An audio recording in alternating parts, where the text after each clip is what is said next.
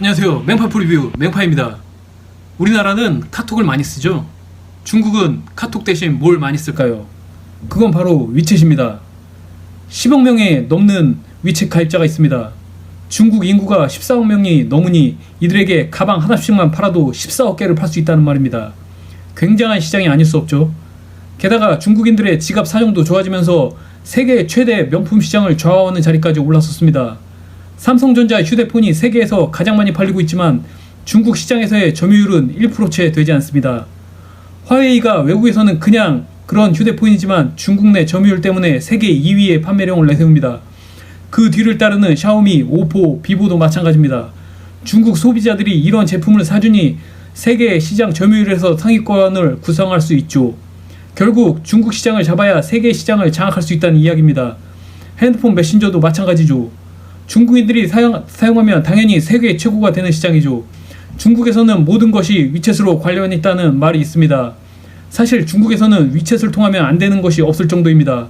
메신저뿐만 아니라 물건 대금 결제와 개인 간의 송금, 택시 타기 등 우리의 생활에 유용하게 쓰이는 모든 서비스가 위챗을 통해 이루어집니다. 실제 사용해보면 편하기 때문에 위챗 없이 중국에서 생활하는 것은 불가능하다는 것을 알 수 있습니다. 위챗의 가입자가 10억 명이 넘으니 그럴만도 하죠. 위챗은 중국은 물론 동남아 여러 나라에서도 사용하고 있죠. 우리나라에서도 중국의 거래선과 대화를 위해 위챗을 사용하는 분들이 많죠. 중국에서는 우리의 카카오톡이 되지 않기 때문입니다. 위챗이 생기기 전에는 우리가 카카오톡을 사용하는 것을 부러워하던 중국인들이다. 위챗은 텐센트에서 나온 모바일 메신저입니다. 일시 우리나라 IT 기업에게 투자를 요청할 정도로 빈약한 기반에서 시작했지만 이제 세계 최대의 모바일 회사로 올라섰죠. 위챗의 가장 큰 장점은 현금 결제 기능입니다. 중국은 신용카드의 보편화가 대단히 낮습니다. 중국은 신용사회가 아니죠. 그래서 가게에서 물건을 살 때나 식당에서 음식값을 계산할 때 대부분 현금을 사용해왔습니다. 그런데 중국에는 위조 지폐가 너무 많죠. 어느 상점에나 위조 지폐를 계산대에 전시해 놓은 것을 볼 수 있습니다. 중국에서 순환되는 위조 지폐가 웬만한 나라의 통화량과 비슷할 거라는 농담까지 있을 정도입니다.